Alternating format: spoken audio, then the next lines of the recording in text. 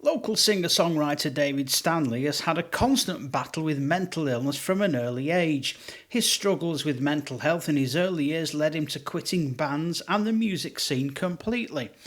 Then, during the beginning of the pandemic, he realised just how much performing music was vital to his mental well-being and re-evaluated his life. We caught up with David, who openly talks about his battles with depression, mental health, and he started by telling us how he originally got into music. Well, I first got into music, I was about 15-year-old, and there was, I'd always loved the radio at the back of the room, listening at the house, listening to music, and I always enjoyed that and singing along. But I think a moment I can remember is when the Beatles anthology was on the telly, and I watched that. And there's quite a few parts to that, and I remember watching them all and really enjoying it and thinking, wow, what a great thing to be able to do.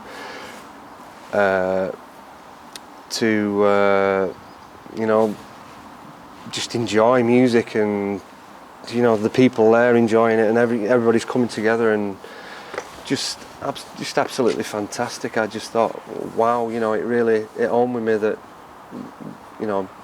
being involved in music is just a wonderful thing, and it can just create so many emotions, and I think when we listen to a song, we kind of make it our own, don't we? We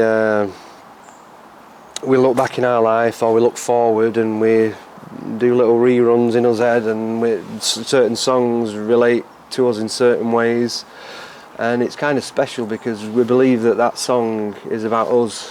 When we hear a song, it that's what we feel. We think, that's about us, and it can set your day up, and it's just an amazing thing, music, and it's something I've always loved to do, and something I've really enjoyed doing, and it helps me mentally, because you need these things that give you that self-fulfillment and that enjoyment in your life. You need these things to keep your mind occupied and to try and stay healthy, and having something like music for me to concentrate on and to express myself is it just really works for me, and it really helps me mentally, and it's a good way of engaging with people, meeting new people. It's all positive for me, being involved in music, and it's just an amazing thing, and I'm very thankful that I have it, and I can get on with it and do it. Talking of your mental health, when was the first time that you realised that you were sort of suffering from mental health issues? Well, my first memories of being in the schoolyard, I used to go to Gorse Hall Primary School in Staley Bridge, and I remember being in the schoolyard and standing in the schoolyard and thinking, wow, why does my mind go so quickly? Something didn't feel right. It's strange. I was so young, but I was aware of my mind kind of just flicking from one thing to the other, and I felt a bit unstable, really, and that was at such a young age. But as I began to grow, when I got to about 15, 16, I couldn't cope with myself and my life, really, life in general, and it was a really tough time. And at that age, 15, I began to stop everything I loved, stop everything I enjoyed doing. I became very introverted. I've always been quite a shy person anyway, but just to a very unhealthy state of affairs, really. And I was 15, and I started to spend more time with myself, and I just didn't want to deal with myself. I wasn't that keen on myself, to be honest. I wasn't that keen on the world, and I was very lost, and I just started to withdraw, and it got to the point where my life really was took up by just thinking of suicide and thinking of all these horrible things about me, and I just became enthralled mentally in negativity and all the bad things about me and the world, which you do because when your mind's not active, you kind of withdraw into yourself, and it can become very dangerous, you know. I mean, I am still today, I mean, I was 15, 16 when I started, when it became quite overpowering for me, my life and where I was at. And it took an awful long time to change that and change the way I was living and to change where I was at and the depths that I'd sunk to. I was out of touch with society, I was out of touch with reality. I think between 16 and 19 I only left my house to cash my gyro at the post office. I didn't want to go on sickness benefit because I thought I'll never get off it. So I really tried to get out and go to the post office and cash my gyro, and some days I was just way too ill. I was too ill to just leave the house, so I used to say to my mum, can you go and cash it? And she used to have a nightmare, bless her, at the post office because they wouldn't cash it for her because her name wasn't on the gyro. It was absolute, it was terrible. And just a simple thing like that, like going to the shop, it'd be a massive challenge for me. And I was really in a dark place, I'd spend days and days just in my bedroom, I just couldn't deal with my thoughts, myself and the world. And unfortunately the only way I was going was to a bad place, really. And is there something that in your life that you could possibly sort of pinpoint to? What was the cause? What started this off? Is there anything in particular, or? Well, I'd like, it'd be easy for me to just say, oh yes, I had this this thing that happened to me and it sent me downhill, and I just think I'm somebody who has that chemical imbalance in the brain, who needs something to help them get by. I mean, my dad's the same. My dad's 67 now, and some weeks, he's just not at the races. He's not very well, and he's suffered from depression all his life. I can remember him telling me that when he was 10, he had electric shock treatment at 10-year-old, and he's now 67 and he still struggles. So that basically tells me that that's just the way we are, as people. Sure. That's just the way I am, and I think getting older helps. It helps because you become more equipped and more experienced to deal with it. When you've been suffering for so long, it kind of you accept it more. When you're a youngster, you think, what's going on here? Why am I not like anybody? Why do I have to take tablets? Why? You can't accept it. But I'm 40 now, and being 40, I've got to the point where it's like, if I have to take medication to feel better, or I have to do something to just be normal and be like other people, or what I perceive as what other people are like, then I'll do it. And I'm quite happy doing that now, and I'm happy talking about it because I'm not ashamed of it anymore. And I know that we're getting better at talking about it. It's been in the press an awful lot, and even people in the public eye are saying, listen, I've got this, I've got that, I've got this, but I'm not very well, I don't feel good. And it's like, wow, so people are talking about it a lot more, which is great. And this is the whole point of me doing something like this, and me getting back out there, doing something I love. I can say to people, listen, don't stop. It's very important to keep going and to not stop doing things you love, because it's a positive thing and it helps tremendously mentally. That's one thing I did as a young man. I stopped doing everything I loved, and it was a bad thing to do because what do you concentrate on? What does your mind do? It just automatically, I need to think about something, so I'll think about me. And when you're going downhill, it's it's not healthy, and it's you get stuck in a rut. So lockdown came, all the situation with COVID-19, and then something sort of in yourself triggered, and you decided, right, I'm going to get back into music. Yeah, well, it was always something I wanted to do. I couldn't remember the exact date where I thought, you know what, I've got to do something with my life here. I've got to change, because I was just doing weird things at home. I was doing things that healthy people with healthy minds don't do. I can remember wearing a pair of cotton gloves, and I'd had them on for weeks and weeks, and they absolutely stank. And it was because I didn't want to touch certain things in the house, and I didn't want to cut myself, because I thought if I cut myself or I scrap myself, it's a bad thing, it's a terrible thing, it's the end of the world, you know. And that's where I was mentally. That's my way of thinking. That's how far out I was.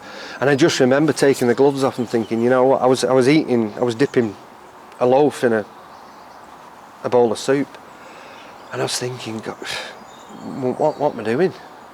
You know, this is where I'm at. You know, it's this is not right. It just hit me that this what, you know, the way I was living my life wasn't right, and I had to do something about it. And I always remember that. I'll never forget that, because I don't know what age I was or what moment it was, but that was my way back. Really, I thought, this is wrong. It just hit me. This is wrong. You know, this is not right. I shouldn't be thinking like this. I shouldn't be spending all my time at home. I shouldn't be contemplating suicide for long periods. I shouldn't be eating my lunch with a pair of stinky gloves on. It's not right. And I started to think of how I could get back to being healthy and happy. And it's took me an awful long time. It's took many years, but I had to force myself, because in the back of my mind, I love music, but it was too far away to do that for many years to do at that point, because I just wasn't well enough. I wasn't well enough to be outside in public, never mind get up on a stage and perform to people and interact with people and meet loads of people. You know, it wasn't there, and I always thought, you know, that'd be a great place to try and get back to. You know, I want to get back there, and I want to do that, and I want to be part of society again, and I want to do things I love, and I want to meet people, and I want to live a normal life, you know. So it was always in the back of my mind, wanting to do that and get back into music. But during lockdown, it just gave me a lot of time to think, and you know, I've got 3 children, and the wife was in and out of work, and I was thinking, well, what can I do? You know, there's not much I can do. What can I do? You know, I'm not the sharpest tool in the shed, you know. And I thought, well, music, you know, this is something I love, and it's such a positive thing to do, and it would help me immensely, you know, mentally. So I just thought, right, I'm going to get back and do it. And I have, for years, my health has increased and got better, and that's with taking medication, which I need to take. I mean, I've tried to come off medication many times over the years, but now I'm 40, I realise that, hey, if I have to take medication to feel all right, then I'll do that. But during lockdown, I thought, you know, I've got to do something with myself and not waste my energies for any longer. So I started, you know, rehearsing at home and thinking of what songs I could sing and what songs people would like me to sing, and that's it. You know, I did a social media page, and it grew from there, and I got a lot of support from family and friends, and obviously strangers now. I get good feedback, and I'm there now, and I do gigs, and I meet people, and I get lots of positive feedback, and I meet a lot of people who've gone through similar things to me, and you know, they say I've been a bit of an inspiration to them, and that's you know, I'm really proud of that. I was going to say, there'd be a lot of people watching this probably in a similar situation mentally. Yeah. And to see you now openly talking about this, Yeah. and also going to see you singing, you are nothing short of an inspiration. Yeah. Seriously. Going on to the music now, who's your music influences? And my music influences, I love 60s guitar music. Obviously I love the Beatles, and I love rock and roll music, and I love the Kinks, the Rolling Stones, and all the great bands of the 60s and 70s. But any music really, you know, we're in different modes, aren't we, throughout a day, and sometimes I'll put Rumours on by Fleetwood Mac, because that's a fantastic album. And I'll listen to Motown, and I'll listen to, you know, even 80s cheesy pop, you know. I listen to all sorts of stuff, but my main love is guitar music, and that in my early 20s I was in indie rock bands, and I used to love that type of music, and I still love, obviously that's basically the kind of music I sing at my gigs. So it's a mixture between 60s, 70s rock and roll music, 80s, 90s, 2000s, all different years really, but it's quite similar music that I do. It's all like guitar based rock music, and growing up really in the 90s, I mean, that was fantastic for somebody like me who liked that type of music, because Britpop emerged, didn't it? And that was musically, that was just an amazing time for people who like guitar bands, because that's what there was. Everywhere you look, there was a guitar band, you know. And today that's kind of gone, hasn't it? You know. And you started writing music yourself now, haven't you? Yeah, well, I've always written lyrics, and kind of, because it helps me. It's a bit of therapy for me, and I'll just get a pen and a paper and I'll start writing lyrics, and then I'll throw them away.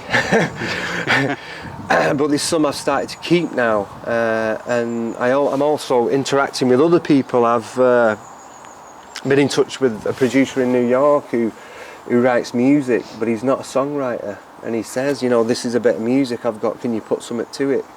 You know, it's not even in song form. So I've turned it into a song and written lyrics to it, and I'm very proud of it. And obviously at the moment we're recording it, and it's the first time really I've written something and I've listened to it. Yeah. It's weird, it's like, wow, yeah. And I think it's a song that is called Make Me Feel, and it's completely different genre to what I'm used to. It's a funk R&B song, and I think that the song and the lyrics, people can, I mean, it's not about depression, and it's not about, it could be perceived as being a negative song, but it's also about hope and positivity and relationships, and I think people can relate to it, and that's what music's about. You relate to music, don't you? And you relate to lyrics, and you hear lyrics and you think, wow, yeah, that's about me, that. And I think that's the beauty of music, you know, it does something, it moves you, doesn't it?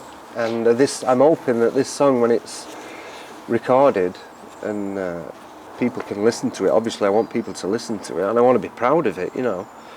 Hopefully people will connect with it and relate to it like I do with music, and you know, that I'd be very pleased with that. And you're back out gigging as well now, and it's picking up really well, isn't it, for you? Well, yeah, you know, I'm doing self-promotion at the moment. I'm singing covers, but I mean, people in pubs like to hear like to hear songs they've heard before, and like to hear covers, and they really get into it. And I did a gig last week at the White House in Staley Bridge, and just the feedback I got from that, it was immense, you know. I mean, the pub was rocking, and it was just amazing to connect with people and to sing songs that people knew, and they were singing back to me, and it's like, wow. Where have I been? When you're out doing these gigs now, and I've seen you, and you are fantastic. Seriously, you are amazing. Thank you. When you do these gigs and you're talking to people afterwards, do you, because I know you talk openly about it, do you make them aware of your backstory, of your mental health issues? And if so, what is their reaction, having seen you spending a couple of hours gigging and singing in front of loads of people in the pub? What's their reaction afterwards? Well, it's refreshing to me because I talk about it now, you know, and it's not nothing to be ashamed of, and you know, we're at that point in his lives now and in the world where we do openly talk about it, which is brilliant, which is one of the biggest things that we had to do, and we're getting that right now when we're talking about mental health issues. And I personally didn't realise how many people suffered with mental health problems. I knew that my dad, obviously my father did, and I did. You know, I always thought when I was young I was weird and strange, you know. Why do I think like this? Why do I not leave the house? Why do I, you know? And you'd be absolutely amazed how many people are sufferers, and just to be able to talk to people is good therapy for me, but it's also good therapy for them. You know, I'll be out now singing and people will come up to me and say, you know, because I've got something about mental health on my social media, you know, I'm happy to talk about it. And I talk to people about it and they say, wow, you know, I suffer with exactly that. And just watching you, like, you know, where you've come from, and you're getting on with life, and you're getting better, and you know, you didn't give up on yourself all life, and you're an inspiration to me, and that's basically what it's about. It's about two things. It's about me doing something I love, and being involved in music and being able to perform, but it's also more importantly about spreading a message and making people aware that, you know, mental health is part of our society, and people do suffer with it. Don't be ashamed of it.